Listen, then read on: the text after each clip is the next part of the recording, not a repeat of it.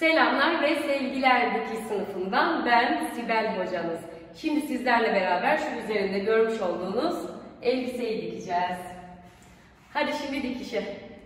Şimdi sizlerle beraber Fransız kuplu çok güzel bir örme kumaştan elbise dikeceğiz. Kalıplarımızı yerleştirdik. Masanın kenarı kumaş kenarı olacak şekilde ve düz boy ipliklerine dikkat ederek kalıp yerleştirme ve kalıp bilgilerini çok uzun anlatmayacağım. Birçok videomda var. Linke bırakacağım onları. O yüzden direkt biz kumaşı kesmek ve pens dikimi, kol üstü pensi nasıl dikilir, tekrar kol nasıl takılır, yaka pervazı nasıl hazırlanır onları anlatacağız. Şimdi hadi hep birlikte siz de bu elbiseyi dikin. Görüşmek üzere. İçim rahat etmeyecek tabii ki göstermeden. Şuna biz derin penslere Fransız pensi diyoruz. Belden başlıyor pensimiz. Bakın böyle bir pensle belki de ilk defa karşılaşanlarınız olacaktır. Aynı pensimizden burada bizim kol üstümüzde de var. Yani ona benzer bir pens. Kol üstünü de kapatıp truvakar kolu çok uzun olmayan bir kol olacak elbisede. Arka ortası da bele oturuyor. Düz boy ipliğine göre yerleştirdik. Daha önceden ben bu kalıbı denemiştim. Dikmiştim. Çok da beğenmiştim. Elbisemizin modelini şöyle göstereyim hemen size. Ve kalıp bilgisini vereyim. Burada dergisi Hobi Elbiseler sayısı 2021'e 3 sayısından elbisemizin bitmiş hali şu olacak. Arkasında bir gizli fermuar var ama esnek kumaşlarda çok fazla hani fermuarlı çalışmaya gerek kalmıyor. Bunu koyuyoruz. Kalıp yerleştirmemiz de bu şekilde olacak. Şimdi size metraj bilgisi vereceğim. Elbisemin bitmiş boyu 80 santim olacak. Ya da 85, ona karar vereceğiz. Kol boyunu da dirsekte yapmayı düşünüyorum. Böyle bir parça kumaş vardı elimizde. Gayet de rahat çıkacak. Şu kalan yerlerden de pervaz, biye ne yapacaksak onları yapacağız. Kol boyumda yaklaşık olarak 40-45 santim civarında, 50 santim civarında olacak. Yani ortalama 1.60 boyunda 40 beden, bu kalıp 40 beden bir kişiye çiften 1,5 metreden 2 metreye yakın bir kumaştan beden büyürse, boy uzarsa metrajda uzar ama benim bu ölçülerdeki elbiseme gidecek kumaş yaklaşık olarak 1,5 metre, 1,70, 1,80 civarında. Evet, şimdi 1,5 santim dikiş payı vererek kumaşımı kesiyorum. Almamız gereken işaretler vardı biliyorsunuz. Ön kol takma yeri, arka kol takma yeri. Ayrıca şunu söylemek istiyorum. Hiçbir zaman pens kesilmez hanımlar. Pens kesilmez. Pensimi şöyle getiriyorum. Bakın şöyle göstereceğim. Etek ucunu zaten kıvırma payı içinde vermiştim. Dikiş paysız yapıyorum. Elim makasın üzerinde. Pens ucundan şöyle getiriyorum elbisemi. Gördüğünüz gibi 1,5 santimden kesmeye devam ediyorum.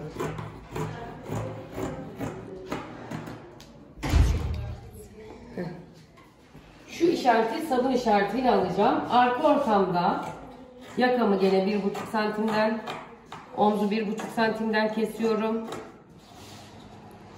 Biraz hocanızı hiç böyle hızlı çekim yaparken, yani hızlı kesim yaparken görmediğiniz için şaşıracağınızı da şu an biliyorum ama biraz artık dikiş seviyeniz ilerlediği için pratik kesimler yapabileceğinizi düşünüyorum.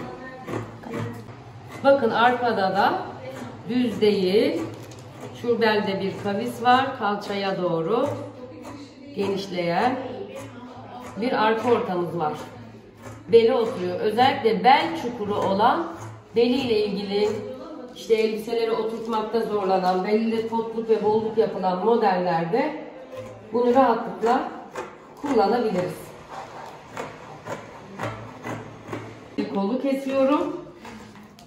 Koldaki pensi de oymayacağım. Pens hiçbir zaman oyulmaz. Sadece şurada dikerken size anlatacağım. Şuradaki işaretlere kadar kesme işimiz olacak o pensi. Onun haricinde penste kesim yapmayacağız. Kol takma işaretlerimizi kol ortamıza alacağız ve dikmeye başlayacağız. Örme bir kumaş olduğu için de overlockla birleştirmeyi düşünüyorum. Kol ağzında biraz uzun tutacağım. Daha sonra üzerimde provada belki kolu kısaltabilirim. Karar vereceğim. saymaya başladım. Kesimimiz bu kadar.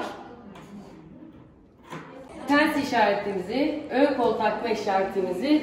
kol takma işaretimizi, penslerimizin çizgilerini alıp kumaşın bu tarafına geçireceğiz ve dikmeye başlayacağız. Gerekli sabun işaretlerimi aldım, kol işaretimi aldım, pens işaretimi aldım. Şimdi kalıpları kaldıracağız ve ilk önce penslerimizi kapatacağız. Pens işaretlerimi de karbon kağıdıyla geçirdikten sonra şimdi bu pensleri kapatıp makinalarını çekeceğim. Kol üstü pensimin kapatıp makinalarını çekeceğim ve ara ütülerini yapacağım. Kalıbımız gördüğünüz gibi 3 parçadan oluşuyor. Penslerimi kapatıyorum. Pens kapatma ve bu pensin üstten iğnelenerek ara teyeliyle şuradan makine dikişi çekecek hale getirilme videosunu alta bırakacağım, linkten izleyebilirsiniz. Çok ayrıntılı anlattığım bir Fransız pens dikimi videosu var. Bu taraf yan dikişe doğru katlanacak. Bakın şöyle bir iki iğne koyuyorum. Önce bu işareti getiriyorum. Bir iğne koyuyorum. Pens ucunu denk getiriyorum. Ucunu da denk getiriyorum bunu. Böyle iğnelerimi takıyorum. Burayı ara teyel dediğimiz ara teyel ile birleştirip arkadan makinesini çekeceğiz bu Fransız pensin. Hem göğüs altını hem bele çok güzel oturtuyor. Bunu örme kumaşlarda da denedik bu kalıbı. Normal dokuma kumaşlarda da denedik. Kalıbımız çok tavsiye bir kalıptır. 40 beden. Şimdi bu ne oluyor? Yelek mi biliyorsun? Elbise. Bu şöyle göstereceğim. Bu Fransız pensi. Pensi. Evet, şuradan işte göğüslerin altından şöyle oluyor. Bir de şunu yaptım, onu göstereyim. Arka bedeni iğneledim. Burayı birleştireceğim. Pensleri dikeceğim. Kol üstü pensini de aynı burada yaptığım gibi şöyle şu şekilde birleştirip dikeceğim. Kol üstünü de şöyle iğneledim. İğnelemelerimizi ve terlemelerimizi yaptık. Bu bizim arka bedenimiz. İğneledik.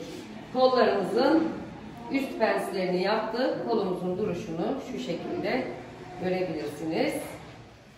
Kolumuz burada. Fransız penslerimizi de şu şekilde şimdi terledik. Makinalarını çekeceğiz. Makine çekerken de biliyorsunuz pensler sağlamlaştırma yapılmaz. Pens ucunda ipler serbest bırakılır ve düğümlenerek kesilir. Şimdi artık makineye oturabiliriz. Elbisemin penslerini çektim. Kol üstü penslerinin makinesini çektim. Pens uçlarını şimdi düğümleyip keseceğim. Arka ortasını da overlockla birleştirdim. Ütüsünü yapacağım. Evet, şimdi özet geçiyoruz. Kumaşımızı kestik, penslerimizi diktik, ütüledik. Kol üstü penslerimizi diktik, ütüledik. Arka orta dikişimizi diktik. Sırada ne var? Sırada omuzları dikip birleştireceğiz. Kolları takacağız. Ya da omuzları dikip birleştireceğiz. Yaka pervazımızı yapacağız. İkisi de yanlış değil. Hangisi daha kolay geliyorsa, hangisi kumaşa göre pratik, daha rahat oluyorsa onu yapacağız.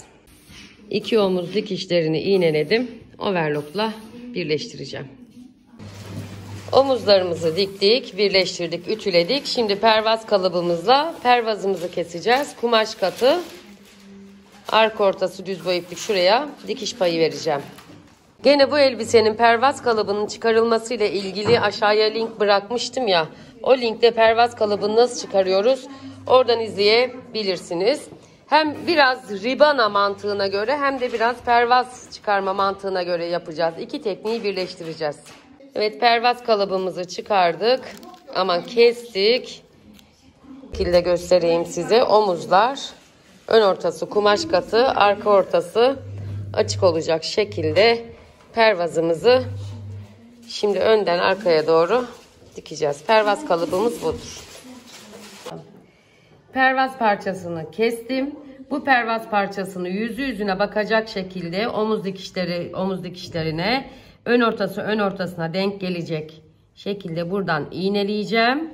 Dikip çevireceğim ama ilk önce şu arka ortasını dikmem gerekiyor.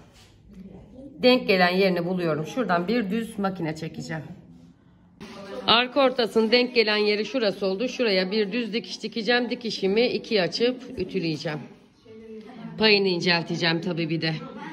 Şimdi benim böyle bir pervaz parçam oldu. Pervaz parçamı elbiseme iğneliyorum. Evet, şu şekilde birleştirdik. Diktiğim yeri arka ortasına getirdim. Burasını buraya getirdim. Kumaşın yüzü yüzüne gelecek şekilde iğneledim ve şimdi şuraya yarım santimden makine çekeceğim. Düz dikiş, overlockla birleştirmedim. Bakınız, ne pervaza ne de elbisenin yakasına overlock çekmedim ki içinde kalınlık yapmasın diye.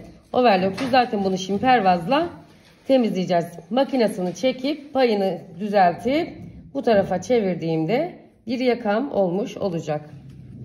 Evet, makinelerimi çektim. Pervazımı hazırladım. Şimdi şu pay ile, yani pervazın şu payı ile şu pervazımı şuraya bir makine çekeceğim ve pervaz payımı öyle çevireceğim. Ara ütülerini yapmayı unutmuyorsunuz. Dikişte ara ütüsü her zaman çok önemlidir. Bu dikişin kumaşın yüzüne dönmemesi için şu payı genellikle biz şuradan dikeriz. Aklınız karışmaması için şunu söylemeye çalışıyorum. Makine dikişimiz sadece pervaz ile payda olacak. Spor dikiş yapmıyorum. Yani spor dikişli bir elbise yapmak istemiyorum. Daha sonra bunu böyle çevireceğiz. Yaka pervazımızı bitirmiş olduk. İçini temizledik. Makinelerini çektik. Şurasına teyelledim. Teyelledikten sonra güzel bir ütü yaptım. Şimdi sıra geldi kol takmaya. Kol işaretlerimizi hatırlıyorsunuz. Kol işaretlerimize göre kolumuzu şimdi koldaki işaretleri bedendeki işaretlere denk getirerek takacağız. Dikey iğneleyerek ve işaretlerimi denk getirerek kollarımı taktım. Şimdi birleştireceğim. Kol üst dikişlerimizi de diktik. Birleştirdik, ütüledik. Şimdi kol altını birleştirerek buradan gelip etek ucuna kadar birleştireceğiz. Ütüsünü yapacağız. Geriye ne kalıyor? En sevdiğim söz kol ağzı, etek ucu. Kol ağzını belki biraz daraltır mıyız, daraltmaz mıyız? Bilmiyorum. Çok da güneş vurdu. Pardon hanımlar ve beyler. Şöyle bakacağız. Belki biraz daraltabiliriz. Kol alt dikişleri denk gelecek. Böyle tersinden iki yanından makine dikişimizi yapacağız. Dediğim gibi burayı belki değişik bir şeyde düşünebilirim.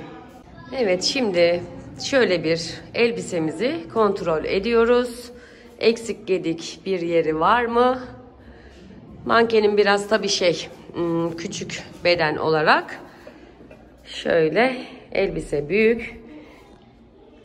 Ama üstümüze de giydiğimizde göreceksiniz. Kalıp gayet iyi. Sarkan bir yeri var mı? Yamuk bir yeri var mı? Bakıyoruz. Şimdi 3 santim etek ucundan 2 santim kol ağzından kıvırıp elde baskıyla yapmayı düşünüyorum. Siz makinede çekebilirsiniz. Şöyle şu yakasını da bir düzelteyim. Yamuk geldi gözüme. Yani dikişte bir yamukluk yok. Mankenimiz bedenimize çok uygun olmadığı için ve diğer kursiyerlerim de drapaj çalıştıkları için mankenlerin üzerinde onları sökmeye kıyamadığım için bu mankene giydirdim. Evet, elbisemizin de üzerimizdeki hali şu şekilde gördüğünüz gibi gayet şık, kurtarıcı bir parça. Tek parça olması ve bedene oturuyor olması da kollarının da trumakor olması şıklık katıyor. Bitmiş hali bu. Dikiş sınıfında kalın, sevgiyle kalın. Güzellikler herkese.